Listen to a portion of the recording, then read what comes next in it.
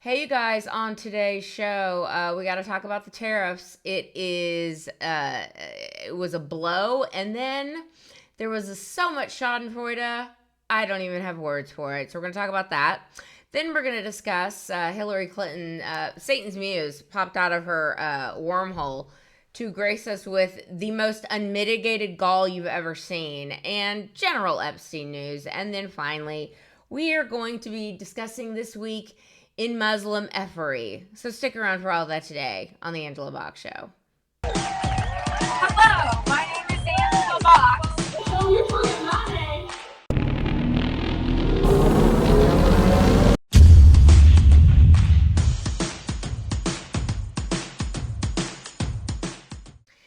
Okay, guys, this is going to be kind of quick. I mean, I was working out. It's like one of those things where you remember where you were because it was you knew this decision from SCOTUS was gonna be really like a big decision and monumental, and one half is gonna be really excited and the other half is gonna be excited for another reason if they win.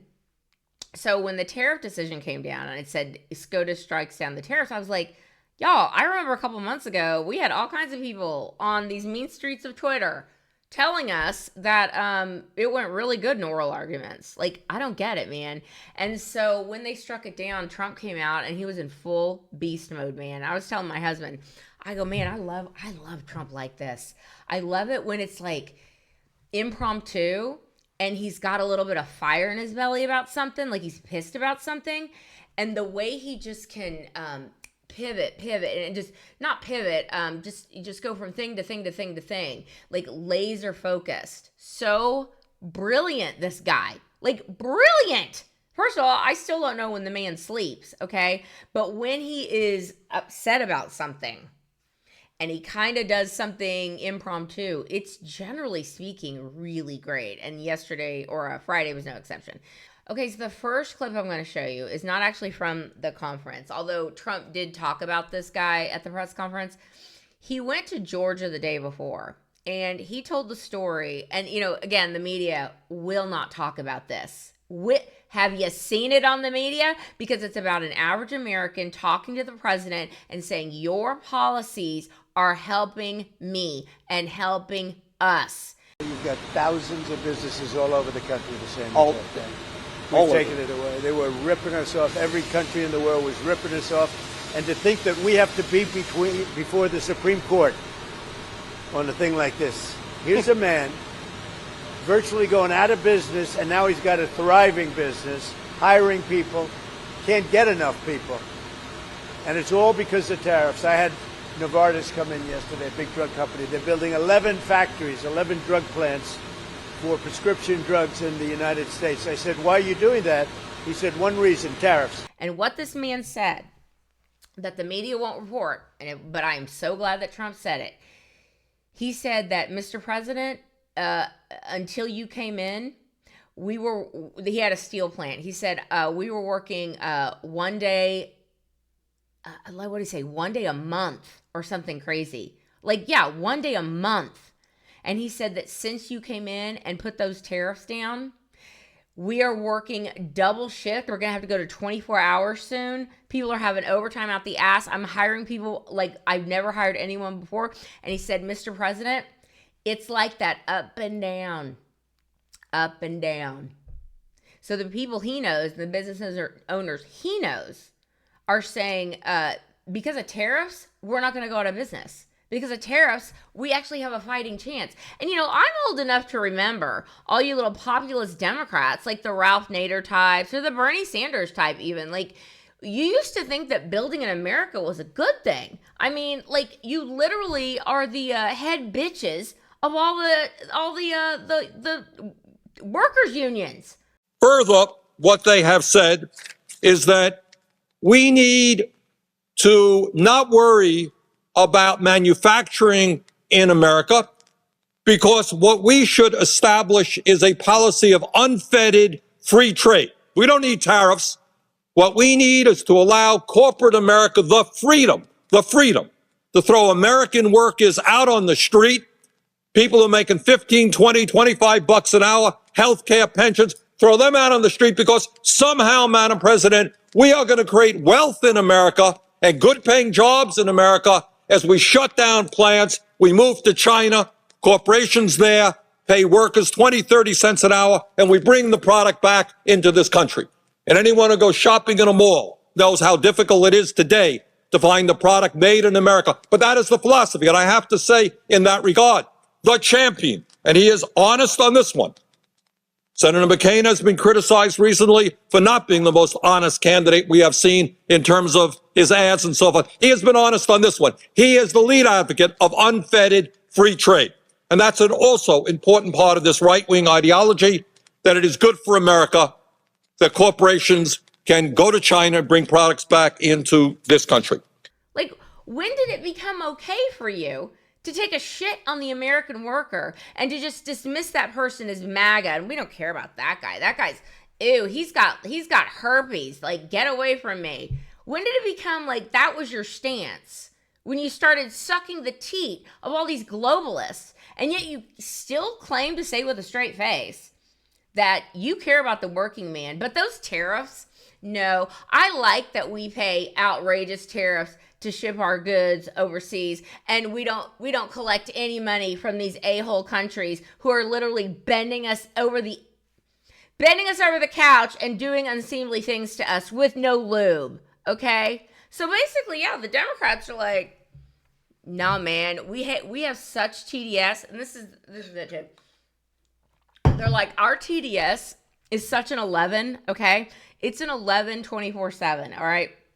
TDS to infinity. Their TDS is so high that they cannot logically look at this and say, the working men and women of this country are getting hired by these factories. They're now coming back into this country because of the tariffs that we've levied on those other countries, which makes it more expensive to make there and to ship into our country than it would be to build an entire factory and employ American workers. When did the Democrats think that fighting against that was okay? Because of their stage 11 to the moon and back TDS. Like, that's the thing. It is so high that they cannot see the illogical everything in their argument. It's like, you guys, Democrats, you gotta have something else besides stage 11, 24/7 TDS. I want everybody to go home. And I want you. We don't got no home. Okay. That's why we here. Miss McKinney, Miss Waters, get home, we gonna go too. Yeah. Just a moment. Okay? You need to have a policy or policies that the American people don't actually hate. I've been black and American my whole life. And I don't know one black American who doesn't have a photo ID. I've never met one. Of all the people who would need ID, it will probably be black people who don't want to be harassed by the powers that be, right? So when I see these Democrats get on TV and fearmonger about Jim Crow 2.0 because they want to require that citizens show their ID at the polls, it makes me wonder, why wouldn't you want people to show their ID at the polls? But the excuse they use is that this will disenfranchise black people for some reason. What black person don't have a goddamn ID or driver's license in the United States of America? We can't move in this motherfucker without an ID. So when they get on TV and they say, oh, this is going to disenfranchise black people, it's insulting to me. Like, running on Orange Man bad, I mean, you only got a couple years left for that, guys. But guess what? J.D. Vance is going to be your president too. And then Marco Rubio is going to be your vice president. And they're going to expand MAGA. So y'all need to get some policies in place that maybe the American people don't hate. And then maybe you can, win elections again. From my lips to God's ears. I mean, we know the cheating that goes on. But anyway, let's continue. Now, here's the checkmate, of course. The checkmate, well, okay. I'm going to show you two clips here. So the first clip I'm going to show you is probably my favorite person in the administration by far, Stephen Miller. Stephen Miller, you magnificent bastard. You cannot be stopped. Just like Trump. He will not be stopped. Stephen will not be stopped. MAGA will not be stopped. And that is what Trump said. He's like, MAGA's not going to be stopped. So Stephen went on Laura Ingraham's show and he was like, listen, dumbasses. There's like a zillion other things that we can do that, oh, spoiler alert, they're already in the law. Roll that clip. Supreme Court for a second. Justice Thomas said so brilliantly and eloquently, the language of the statute is clear. Under the International Emergency Economic Powers Act, the president has the authority to regulate foreign trade. And going back to the founding of our country, the term regulate has always meant and included the power to levy duties. But here's the good news, Laura. As cowardly, as horrendous as the Supreme Court ruling was, as poorly as it reflects on John Roberts' court and the continued torturing of our statutes and our Constitution, here's the good news. The court also affirmed the president has the authority under Section 301, Section 232, Section 122, Section 338, and many other provisions of federal law that the president can levy tariffs on foreign nations. So his program will not only be fully reconstituted, but it will be expanded. And one more point, Laura. The Supreme Court also affirmed that under IEEPA, the president has authority to restrict, impede, deny, license, or even fully embargo any foreign trade. So the net result of all this is we're going to keep and grow the tariffs to bring back American manufacturing, which keeps prices low by incentivizing products to be made here in America. But it also means that President Trump has even more tools when it comes to dealing with foreign countries that undermine our security.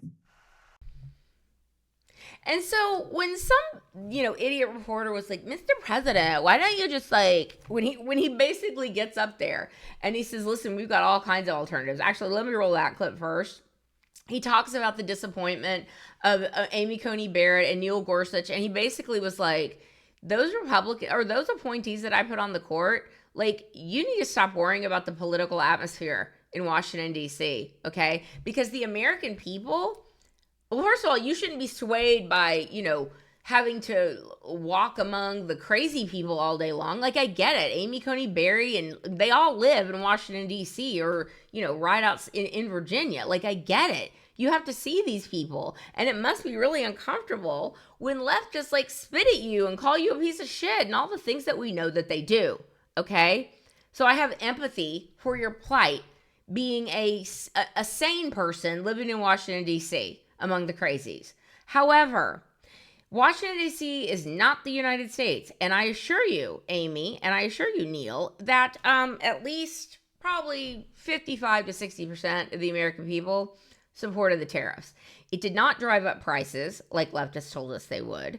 And it was really, really good. But Trump says, we've got a lot of options. Roll the clip of him yelling at the Supreme Court and then letting us know there are other options. Roll the clip. The Supreme Court's ruling on tariffs is deeply disappointing, and I'm ashamed of certain members of the court, absolutely ashamed, for not having the courage to do what's right for our country. Foreign countries that have been ripping us off for years are ecstatic. They're so happy. And they're dancing in the streets, but they won't be dancing for long. I am allowed to cut off any and all trade or business with that same country. In other words, I can destroy the trade. I can destroy the country. I'm even allowed to impose a foreign country destroying embargo. I can embargo. I can do anything I want, but I can't charge $1. Other alternatives will now be used to replace the ones that the court incorrectly rejected. We have alternatives, great alternatives. Could be more money. We'll take in more money. Yeah, a lot of people smarter than me on X were listing a bunch of statutes that Trump is going to be invoking. And basically it's they can't stop him at all. Literally, it's already in the law. And so one of these dumb reporters during the press conference, which again, Trump, total beast mode, go watch that press conference. It will, if sometimes you feel like Trump rambles on or he just, goes, there's too many tangents, go watch this one. Because when Trump has a fire in his belly, watch out. So this one reporter asked him, and I love how he's point like this, just, no, and he goes, at one point he goes, Caitlin Collins or someone was there, and he goes, no, I'm not calling on you, I don't call on CNN. No, you please. I'm not talking to you. I don't talk to CNN. It's fake news. Go ahead. Mr. President, yes. And he just, I mean, it was great. I love that he will humiliate CNN and MSNBC, no matter what. Anyway, a reporter asked him, Mr. President, it was so rude to, not involve the Congress at all with this tariff stuff. Why don't you, try and get a bill to Congress, and then you can get your tariffs passed that way? And it's and Trump's looking at him, he's like, because we don't have to. We don't have to. And not only that, let's keep it 100. There is no universe that exists in which every single Republican and, 10 to 12 Democrats side with tariffs.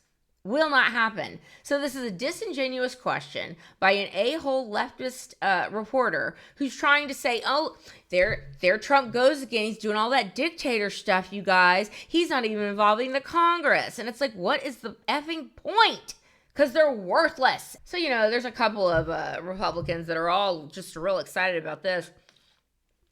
One of them is the senator formerly known as Based Rand Paul.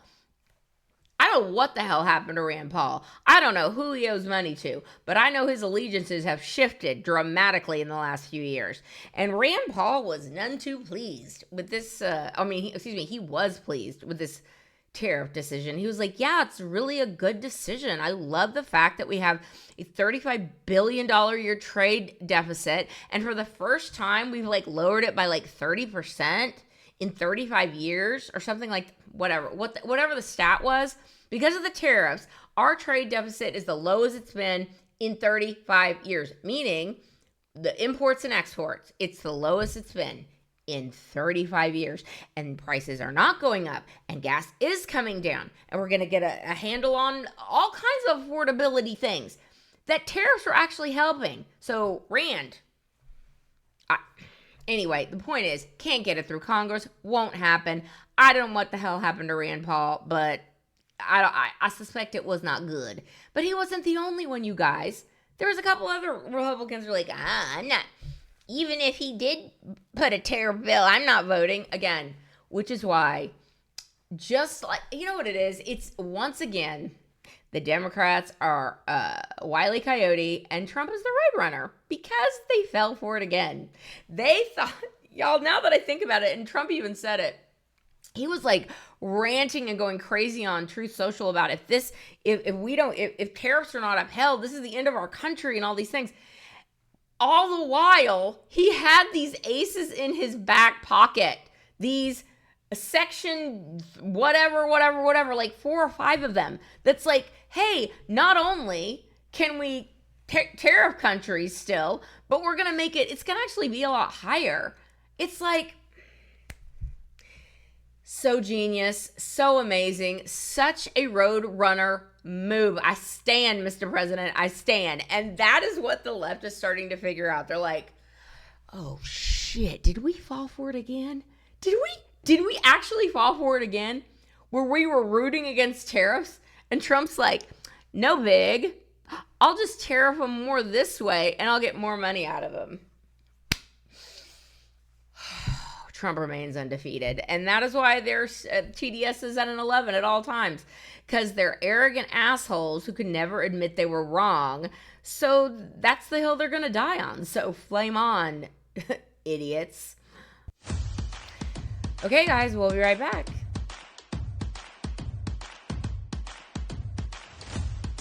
Okay, you guys, you know about my friends at New Frontier Creative. You know about Becky and Kevin Blaylock, and they're not only the people I work with that create my content, that have updated my website. Created my website, created my logos, all of it. Can run interference for me if I want them to on social media, can do everything. Not only are they great creative people and artists and unbelievably talented at what they do, but I also consider them friends. And that is why I so highly recommend New Frontier Creative. If you are looking to upgrade your business cachet, You need to have things that look good. Your logo needs to look fire. You need to have social media, all that good stuff. You need to have great production value on things, and the Blaylocks can help you with all of this. So just go to newfrontiercreative.com.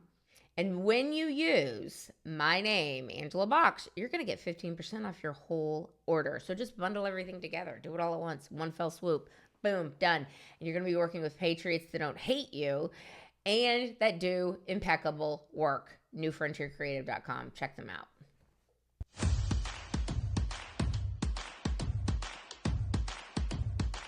All right, y'all. Satan's Muse is busy, y'all. She's out there like talking about how we need less immigration now because it's gotten really crazy out there, and it's like the signal's gone out to the other Democrats that like, you know, this is getting really bad for us, so we should probably stop supporting illegal aliens. Anyway, she took a break from cucking for illegal aliens.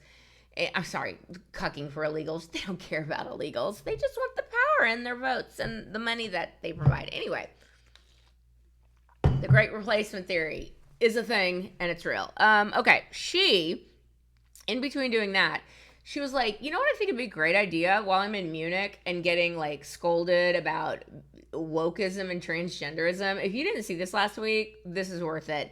Hillary Clinton doesn't know how to deal with people pushing back on her. She's scares. I would push back on her. I would have so much fun, like, tormenting her, but then I'm afraid I would end up, you know, suicided. Anyway, Hillary Clinton was in Munich last week, and she got her ass handed to her by an interviewer who I believe is Hungarian, which makes it even better. Roll the clip. Secretary Clinton, so thank you for that.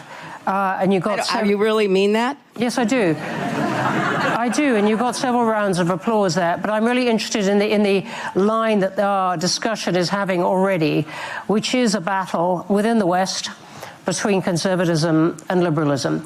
But I don't think we would be having this discussion at all if it weren't for some of the positions the US administration has taken.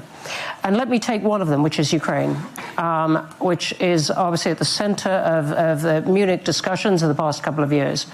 And the line that the Trump administration has taken in trying to resolve the Ukraine conflict following Russia's invasion of Ukraine, its apparent thrust to accept Russia's territorial encroachment on Ukraine. And to you, I absolutely, you know, I understand, and we've had various versions of it already, your characterization of a clash between conservative and liberal values being, you know, at the heart of what's going on in the West.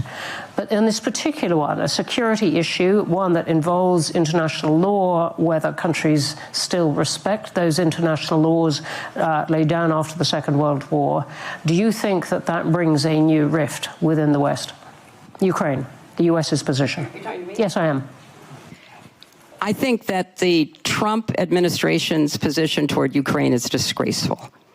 I think the effort to force Ukraine into a surrender deal with Putin is shameful.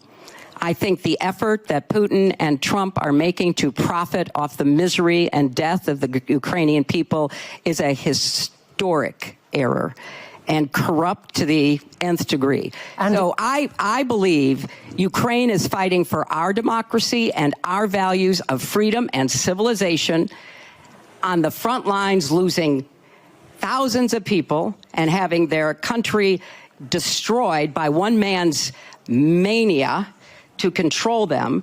And I think Trump either doesn't understand or could care less about that suffering. So that's what I think. And so do you think he has destroyed the West, to go to our title? He has betrayed the West. He's betrayed human values. He's betrayed the NATO Charter, the Atlantic Charter, the Universal Declaration of Human Rights. A lot of what has been done before to try to make sense of how difficult it is to restrain people who want unaccountable power. And none of us in this room, including all of us on this panel, would choose to live under a regime that was so unaccountable that it could act with impunity the way that Putin does, except that's who Trump is modeling himself I don't think after. we would be having this debate under that kind of regime, for sure. We will come back, I suspect, to the conservatism and liberalism clash within the West, but thank you for that. Peter, do you agree that the Trump administration's actions on Ukraine have produced a rift in the West? Well, first, I think you really don't like him. You know, that is absolutely true. But I really, not only do I not like him, I don't like him because of what he's doing to the United States and the world. And I think you should take a hard look at it if you think that there is something good that will come out of it. Peter, what I think Trump is doing in America, I think it is reaction for something that, for some policies that really went too far from the regular people, too far from reality. So, you know, we saw the cancel culture. We saw the woke revolution. I don't agree with the gender revolution, the climate alarmism. Which gender? Women having their rights? No, let Peter go on. I think there are two genders. So, but some of us think that there is more than one or more than two gender. I think there is male and female, and the rest probably is a social construct. So this is something that went too far. But does that justify selling out the people of Ukraine who are on the front lines dying to save their freedom and their two genders, if that's what you're worried about? Can I please finish my points? I'm sorry that it makes you nervous. I'm really sorry for that. It makes me nervous. It makes me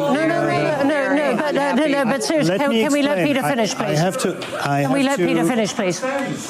I have to say one more thing. You said that Ukraine fights for our future and for our freedom. I think first Ukraine fights for Ukraine's future, Ukraine's freedom, and Ukraine's sovereignty and independence. So we should help them, of course. But what I see in some people in the West, they are trying to help the Ukraine. But that's another question. I don't know if Trump's administration is helping the Ukraine to stop the war.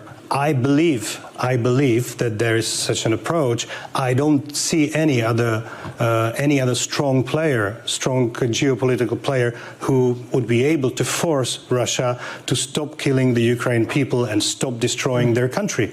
I don't see. Maybe China, but China makes nothing.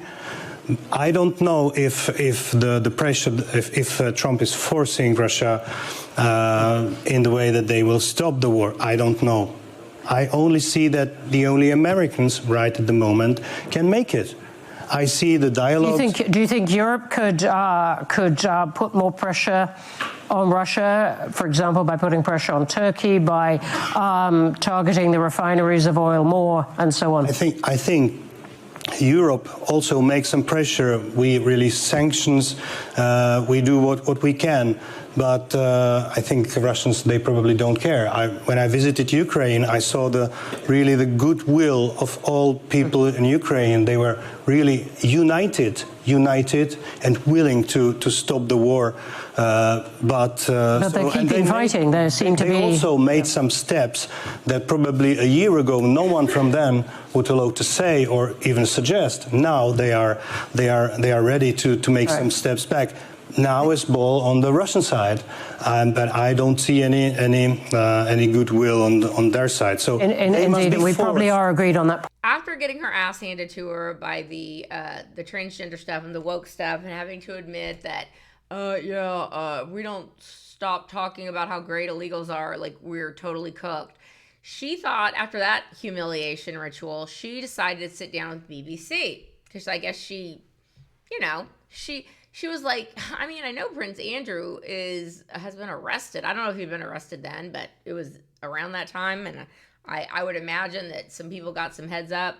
I mean, I know like he's about to be arrested or he's arrested. And this is not Epstein related per se, but it is because everybody knows that like it's really about Epstein, even though it's like technically we're going to get him my financial stuff. And, but I think I should sit down with the BBC because this is how arrogant I am.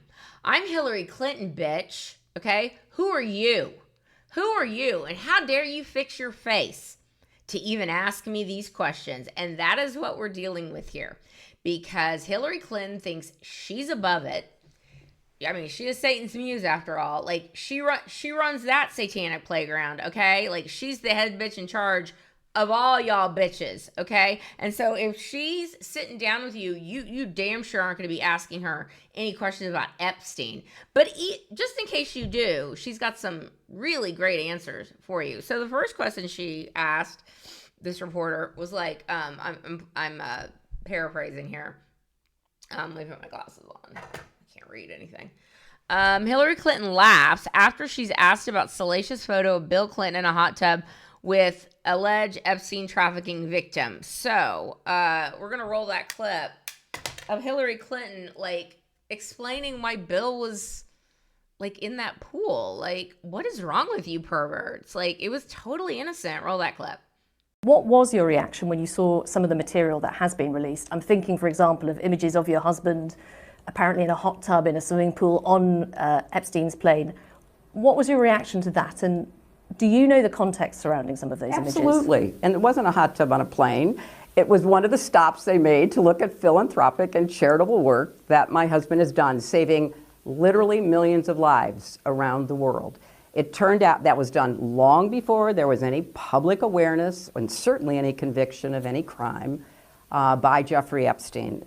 So it was a short period of time that was in pursuit of charitable philanthropic work. A lot of people were traveling at the same time. Many staff members, guests, other supporters of the foundation.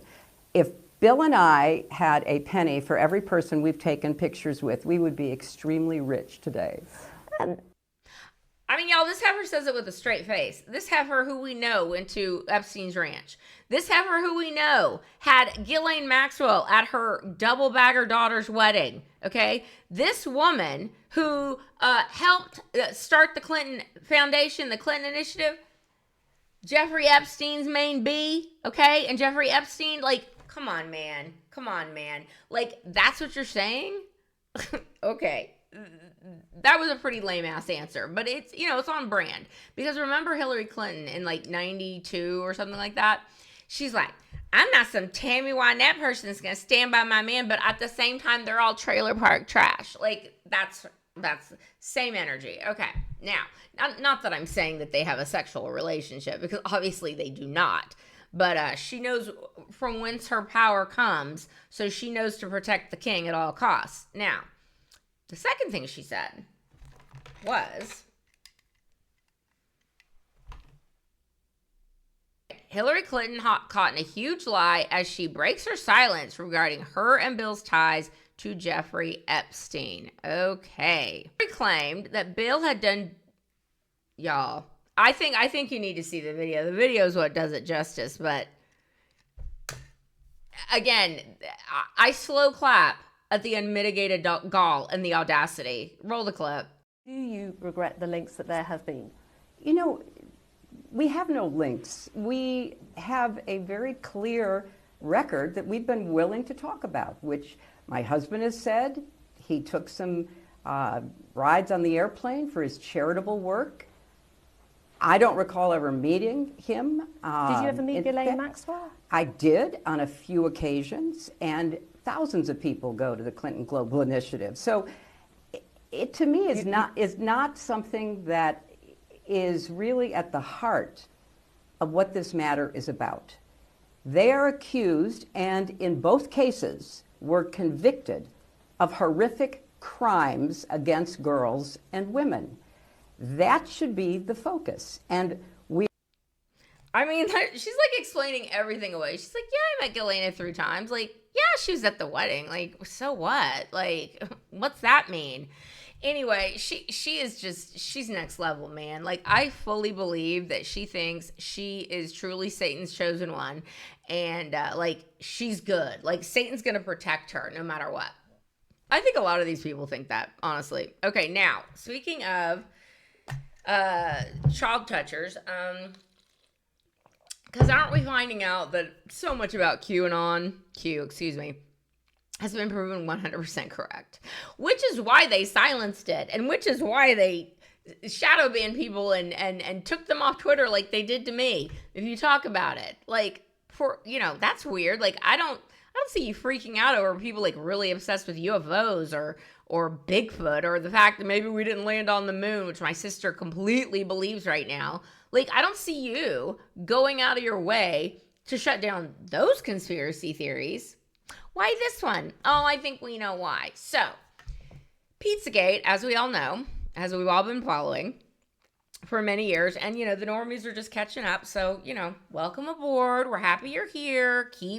Keep learning, keep digging, and go on the cue board, for God's sakes, because it's basically playing out in front of us. Now, remember, they told us that Pizzagate was just this crazy thing. It was a crazy right-wing conspiracy theory.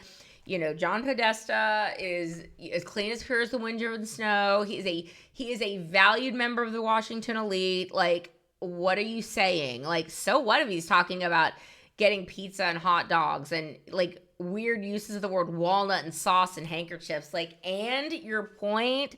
So they called us all crazy people, of course, until the Epstein files. And now the Epstein files are like, you know, there are inordinately a large amount of the word pizza, which is completely out of context, except for this one instance. It's a little strange. And then the New York Times in their intrepid reporting is like, now that I'm looking through it, there's all kinds of strange words in here, and this is very weird. Welcome aboard, you assholes. Like, welcome aboard. But it bears repeating that these people are sick mother effers, okay? And not one of you ever. Joe Biden is a chronic child toucher and a child sniffer. Yeah, right there. Let me whisper a secret. Don't tell mommy what I told you. You got it? Did you just sniff that baby? I'm recording. Yeah, she recording, fool. Yeah, you got caught on candy camera. If that was my child, I would have smacked you all the way back to 1777, the year after we got our independence. What in the hell? Joe, why are you sniffing that child?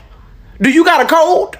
Are you having flu-like symptoms? If so, then blow your nose. Don't be sniffing on that child. You sick pedophile. Didn't even know the cameras were rolling. Mother, ooh, creep. Okay.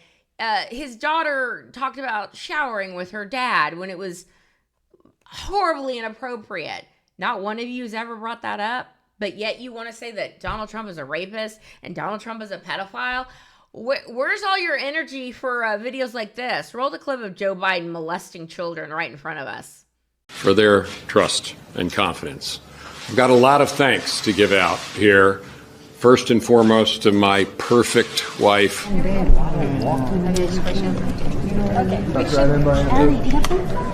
tell me what I have to. Can I run with Jess alone? Very good. We met before. It's hard to forget those eyes. Oh, wait, no, come on. Okay. Come on. Right, so you get right over here. There you go. Okay. You can put it away if you want. Is that what you said to my mom? It was wonderful. My mom loved it. 1 minute, Angel. Do you want to hold it? Here, lollipop. It's going to come in your mouth. Just look at the camera, and then we're going to have lollipop. It's going to go in your mouth right after, like right after. Keep going. You're going to stand right next to me. There you go. And then we're going to have... There you go. Got it? Okay. And the people in the back, you can spread out a little bit.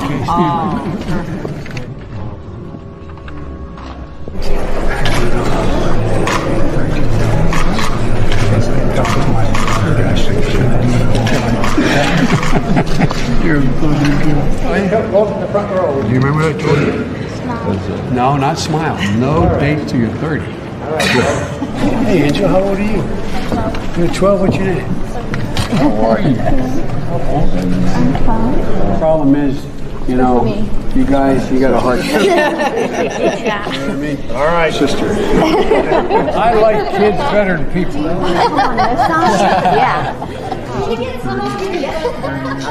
Okay. Grandpa's one of those guys. That's nice of you to say. No, I'm not saying it. He knows it. Do you know what my dad used to say? Your granddaughters have one important job. I mean, y'all, there's so much, and I'm not even gonna get to like dig super deep into the Les Wexner. I was gonna say Lex Wexner. Anyway, Les Wexner went and testified this week, and Representative Ratchet's out there doing her ratchet stuff, and she asked him. She said, "Yo, Mr. Wexner, let me ask you a question. Did you ever see Donald Trump do anything with Jeffrey Epstein?" No? Okay. Did you ever see Jeffrey Epstein talk about Donald Trump? Oh, he did? Oh, he did? He talked about him? What he say? Oh, he just like tried to act like he was big and bad? Okay. So like, you never saw Donald Trump being with Jeff Epstein ever? Any inappropriate with young children? Anything? No, nothing like that. All right. Well, I guess I'm gonna continue, fighting for the people of Texas in my Senate. Vote Jasmine Crockett for Senate. That's what that ratchet hoe was doing. Roll the clip. Did you ever spend time with Epstein and Donald Trump? Together? Yes.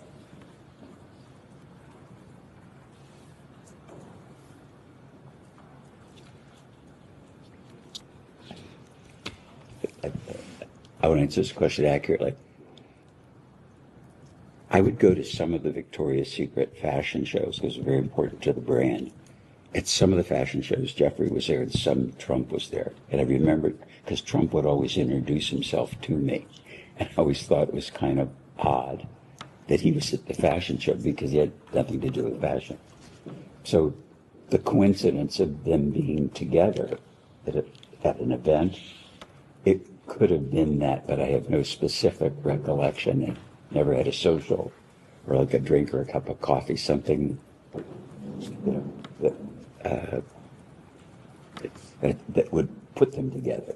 Okay, so just to clarify, because I want to make sure we're clear on the record, you're saying that you can recall instances potentially where Epstein and Trump were together and you were in their presence, or just a random scenario where Epstein may be there, Trump may be there separately, and then you would be there? It would be at random. That would be accurate. If it happened, but I have no specific recollection. Okay.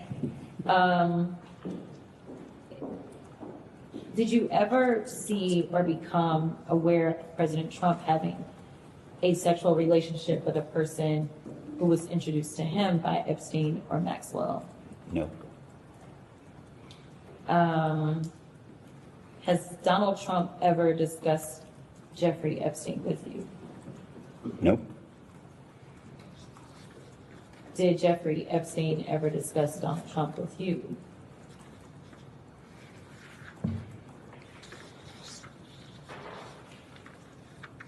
I would describe it, he would name drop it. So he would say things like, I know President Clinton, or I know the Pope, or I know God, or, or I know you. It was that kind of name dropping, but never, I can't remember a specific place, but Jeffrey dropped a lot of names. Okay. So to clarify, you believe he's specifically dropped Donald Trump's name? No, I'm saying it could have, and I don't remember. Okay. Did Epstein ever share any information with you about Donald Trump's sexual activities? No. Do you have a relationship with Donald Trump? No. But you've met him before.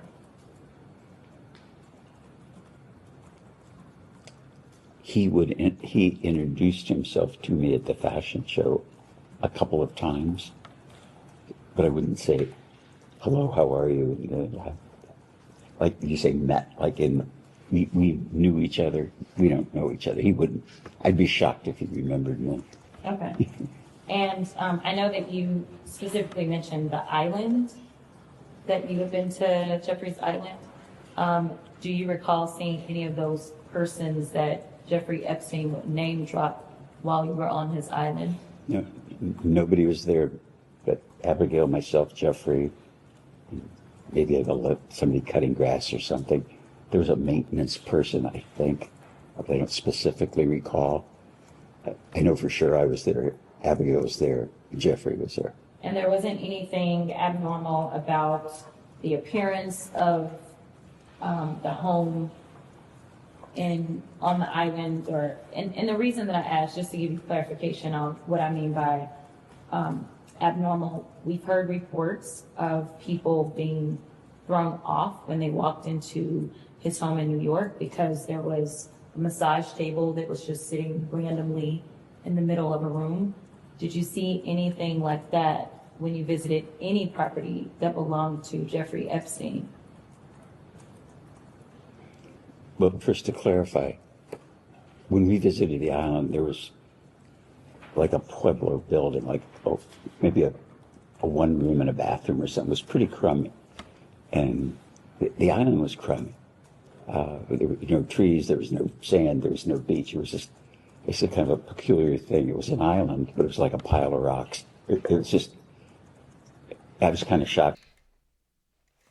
Okay, now another Les Wexner, like a little thing that makes you go, okay, like what are we sitting on here? Like what is getting ready to break? Because like the freak out from this lawyer is unlike anything I've ever seen. So Les Wexner's sitting there talking about, oh, you know, the Rothschilds and how Epstein was connected to them and, you know, all this stuff. Like he was their personal banker and he did, you know, Jeff Bezos and blah, blah, blah. Started like dropping all this tea all over these congressional tables. And his lawyer was like, he literally, like you could hear him say, shut the F up. Or you say 5 more words, something. Roll the clip. Done personal work for the Rothschild family in France. Well, specifically, I talked to Ellie de Rothschild, and so I mentioned that earlier. So he represented their whole family, so there have been a whole bunch of people. I mean, most of them I never would have met, but I knew Ellie. He would say, like, I'm providing financial advice to the founders of Google. I'm providing financial advice to Jeff Bezos. Answer the question. 5 words, okay? Answer the question. Okay. Yeah, it's getting fun out there, but I'm going to leave you with this clip of the Shakespearean witches known at The View as The View. And one, Whoopi Goldberg, the very beautiful and extremely feminine head HBIC. I mean, Hillary Clinton's the HBIC in her little satanic playground, and Whoopi is the HBIC in her satanic playground. God forbid I exude confidence and enjoy sex. Do you think I relish the fact that I have to act like Mary Sunshine 24/7 so I can be considered a lady? I'm the Marsha Brady of the Upper East Side. Known as The View. So Whoopi Goldberg's been running that mouth for a long time about how Donald Trump's in the Epstein files, and if you're in there, why, this must be really, really bad, and you must be a pedophile, and been running they mouths. Well, guess who's in the Epstein files? Whoopi Goldberg. So Whoopi Goldberg and her den of Macbeth's witches, including that one Alyssa Farah Griffin, who, you know, as I like to say, took a shit on her old boss and got a bioweapon shoved in her arm just to be on TV, just to be the one who's not completely crazy, although you've completely simped up to them and you look ridiculous. So they've been like defending Whoopi because Whoopi, well, she's just in the files. And that doesn't mean anything, you guys. Roll that clip. Bottom line is this. Release the damn files and release them now. Release everything. If this does not implicate Donald Trump, why wouldn't you say release everything? They absolutely have to show us what they're all hiding. If there's nothing to hide, release it all. But all of that information is out there. Why not just put it to rest and say, Release the list. Because, you know, they should just say, listen, this is what it is. Do you want to offer your G2? Okay. And it looks like they said no thanks. Yeah. So in other words, anybody can be on this list. Well, this is my point, because I'm telling you, when I tell you people are trying to turn me into, I wasn't his girlfriend. You used to have facts before you said stuff. But Trump is on the list 38,000 times. Well, I can't speak to him, but I'm speaking about me because I'm getting dragged. People actually believe that I was with him. He drops like 300 names. Yes. And it's like flood the zone, because when you're looking, there are people like Marilyn Monroe, who is dead. Elvis. Yeah, a lot of people, because a lot of the reasons your name can be mentioned are news articles, third-party emails, contacts. Again, wealthy, famous people often cross in professional and social circles, so that's not the surprising part. Yeah, I thought that'd be a fun one to end on, because, you know, I guess you better get that orange jumpsuit ready, Whoopi, right? I mean, you're in the Epstein files. Okay, guys, we'll be right back.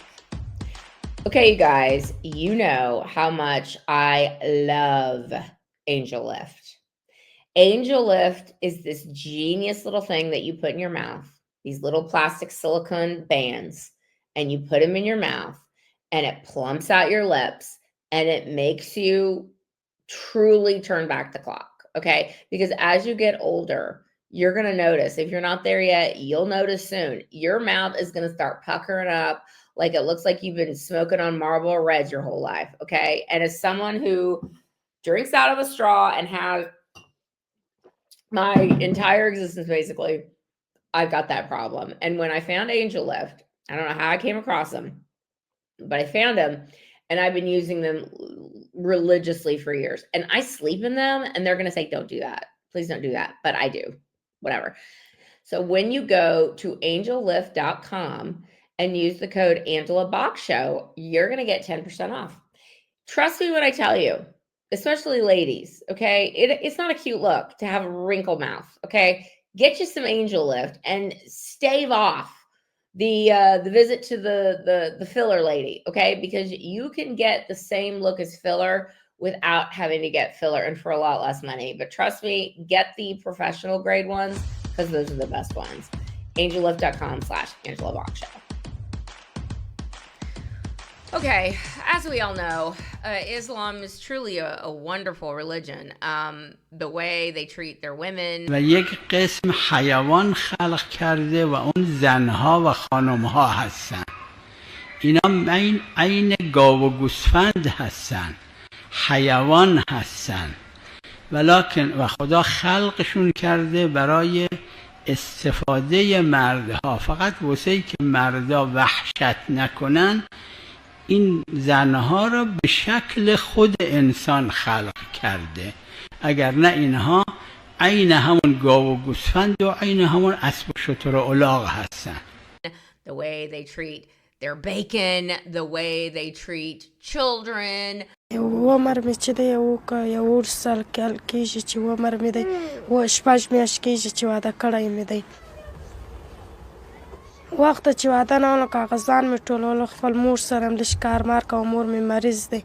دغه راغلی پلار مې شهید سوی دی. پلار مې چې شهید زموږ دلته راغلی اوس هلمند کې شهید سوی دی، اوس دلته راغلی. مور مې ډېرې قرض وکړي په قرض کې خلک ماوې وړي. The way they inbreed, it's a real lovely group of people.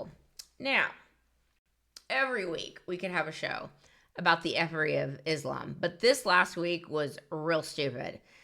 And like every single Democrat showed that ass as usual. Now, Ash Wednesday was last Wednesday, and Catholics around the world went to mass and got their ashes. And remember, you are dust, and to dust you shall return. Beginning of Lent, a very solemn period of time for Christians. Did the Democrat Party like say anything about that? Did they say on this Ash Wednesday, remember you are dust, and to dust you shall? Did they? No.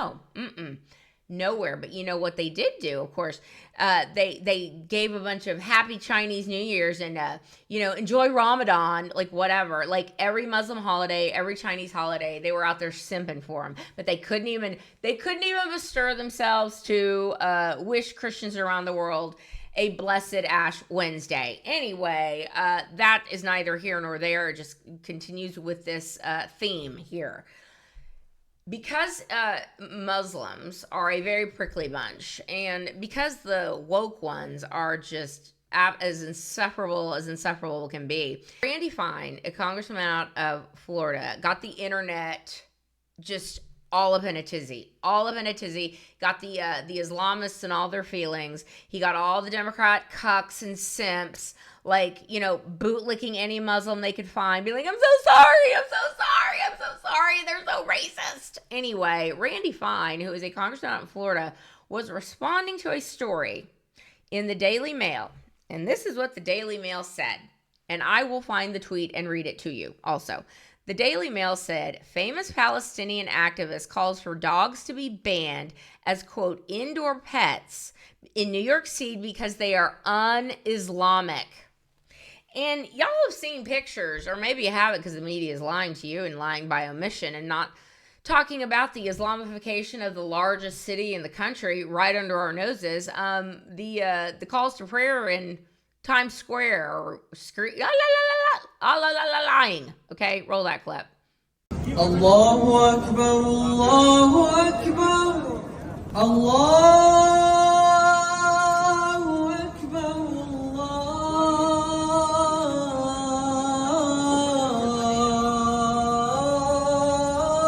Akbar. Ashhadu an la ilaha illallah. Ashhadu an la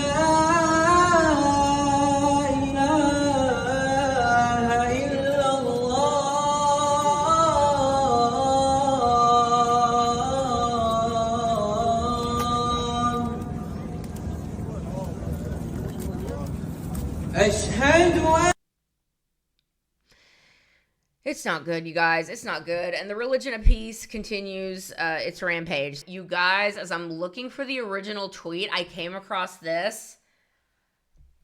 This is perfect. This is why Randy Fine said what he said. Roll this clip of this crazy Aya Jai in her full burq with only her eyes showing, talking about what a genocidal maniac Randy Fine is. Roll that clip. A'udhu billahi minash shaitanir rajim. Bismillahir rahmanir rahim. Israeli Zionists, these are such fake liars, propaganda artists. Because this guy got caught, he was casting illegal votes. I think he casted like 4 illegal votes. He was trying to pass that measure that would ban the criticism of Israel and equate to anti-Semitism. So he got caught. And now he's trying to spring back into action. Like, how does he spring back into action? Well, let's play on the emotions of Christians, Americans, and their love for dogs. So that was what was advised to him by his Israeli Hasbara team. Yeah, just capitalize on the love for dogs and, just take that tweet out of proportion and, start talking about dogs. This guy is a fraud. I don't know how he exists in politics. He should be kicked out of politics. He should never be elected again. And yeah, he's a genocide supporter and he is a liar, a big fat liar. Yeah. Bye-bye. Allahu Akbar. I reported her to DHS. Anyway, okay. This is from the Geller Report. Geller Report, Pamela Geller, excuse me. Laura Geller is the makeup artist. Pamela Geller is the based badass who is constantly shining a light on the filth and scourge radical Islam is. So, New York City, Palestinian Muslim activist calls for dogs to be banned as pets in New York City because they're un-Islamic. Hails removal of dogs from grocery stores. Quote, finally, New York City is coming to Islam. And here is the actual tweet, okay? Finally, New York City is coming to Islam. Dogs definitely have a place in society, just not as indoor pets. Like we've said all along, they are unclean. Yes, the Muslims. And how do you think the left handled this? Okay, the congressman then responded, and here's where it got crazy, because they took Randy Fine's tweet out of context completely. It sounds familiar. That's exactly what they did to me, BT dubs. Anyway, they took his quote out of context. So here's what the quote said he said. And he did say it, but again, he was responding to that crazy person. If they force us to choose, the choice between dogs and Muslims is not a difficult one. So basically, every leftist on planet Earth, without seeing the context, because they're retarded and they don't have any intellectual curiosity whatsoever and don't like read in more than the lead of the story, they think that he just said that, you know, just for no reason. Like, he was just like, you know, yeah, I haven't thought lately about Muslims and dogs, but you know, if I had to choose, I would certainly choose a dog over a Muslim. Like, I think, you know, I'm just gonna randomly say that they're such assholes, the media, and the dumb idiots that listen to them. Anyway, of course, MAGA came back in seconds because of free Twitter / free X and shut that shit down in a heartbeat, to where the left could not get away with it like they would have years ago. And the congressman, if it had been years ago, would be like, oh my God, I'm so sorry. I'm so sorry. Islam is a religion of peace. It's a religion of peace. And I'm really sorry that I offended any Muslims. And I certainly didn't mean to imply that Muslims thought that dogs were unclean. I know it's just in your book and everything, but you know, I certainly didn't mean to offend any of you. I mean, like 5 years ago, that's what that dude would be saying, and we all know it. But now he's not, and he's like, it's fantastic. Let me continue. There's some more stuff. But basically, here, okay. Governor Patrick Bateman decided he'd, you know, throw some mousse in his hair and polish up his devil horns, and he decided to get in on this action, and he was like, he responded to Randy Fine's tweet. He retweeted it and he said, "Resign now, you racist slob." And then everyone's like, is Islam a race? Like, no, it's not. It's a genocidal, homicidal, suicidal religion, evidently. And y'all are cucking for it because you hate yourselves and you hate the West. And you realize that the Western civilization is so tied up into MAGA that you can't support Western civilization, even though the alternative is third world shitholeness, okay? Those are the options you've got. And Europe is rapidly turning into a third world shithole because of the migration that you insist is fantastic. That's how high your TDS is. That's how high your TDS is. Anyway, Gavin Newsom, Governor Patrick Bateman, who thinks he's going to be president, is like, I'm ready to let Randy know that I think that Muslims are a race, like black or Hispanic or Asian, like they're a race. And of course, everyone came for him in the comments. It was great. But Islam, you know, again, we kind of know when we see them, especially the females, or especially the men with the, you know, 3 feet beards with a woman in a beekeeper outfit walking 10 paces behind him. Like, we can suss it out pretty good, but it's not a race. It's not a race. It's a religion, not a race.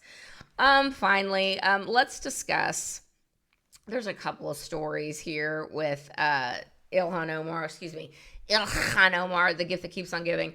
One of them is that there's an investigation right now into Democrat Ilhan Omar's husband, aka white savior Timmy, and it may reach Somalia, Kenya, and the United Arab Emirates. And then there's this other story, and I'm going to roll the clip here, about Ilhan Omar marrying her brother, which, duh, we already know. But guess what? It's now been proven true. Roll that clip. It was first made a few years ago. Congresswoman Ilhan Omar tried to knock it down by calling it absurd. Then when the media turned up a wedding certificate, Omar went silent, refusing to make any comments at all, saying she does not talk about her family or personal life. Well, now others are talking, like Abdul Hakim Osman, a prominent member of the Minneapolis Somali community, who is now on the record telling the Daily Mail that in 2009, Ilhan Omar married her biological brother, Ahmed Saeed Almi, so that he could legally remain in the U.S. and attend college. At the time, Omar was married to Ahmed Hersi, but it was a religious marriage, meaning there was no Minnesota state record stating that she and Hersey were husband and wife, and so marrying her brother would allow her sibling to get his legal immigration documents. But Mr. Osman isn't just saying that Omar married her biological brother. He also gave the Daily Mail the name of the Christian minister who married them. That minister reportedly says she does not want to be involved or interviewed about Congresswoman Omar. Okay, then finally, my last Ilhan and my last little thing for this segment. This is so much delicious schadenfreude. On Friday afternoon, Ilhan Omar and her little beanie and Senator Tina Smith, who looks, like a middle-aged in life lesbian. Like I like to say, they're a latent. There's it's got that latent life lesbian look, like an Ellen DeGeneres look.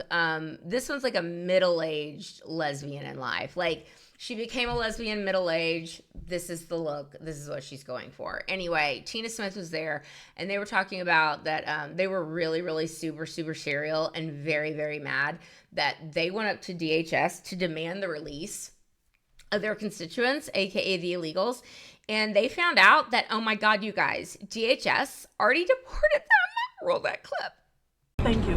When did you give notice? And I just want to make sure you did not see any detainees. No, we gave notice 8 days ago.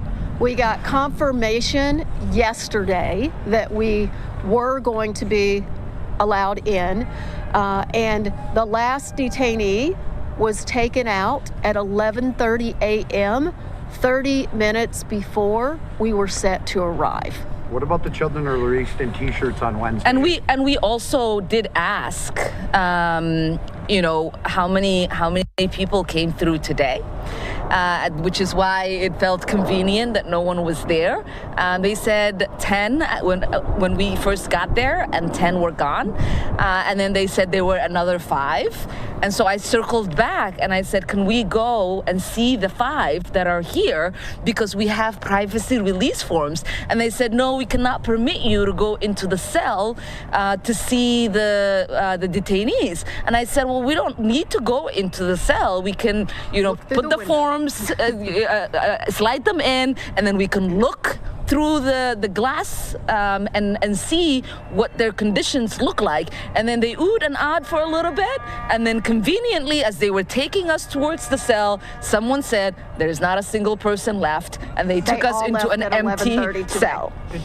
So it's just the timeline and the stories seem very convenient for what they really were working very hard for us not to see and witness. But thank you all. Bitch, you going to prison, okay? And Tina Smith, you're probably involved in all of it too. So maybe you'll be in prison next to her. Wouldn't that be nice? All right, that's going to leave this video. Please let me know what you think down below. Like, subscribe, comment, do all the things. And remember to always let thy will be done. Peace.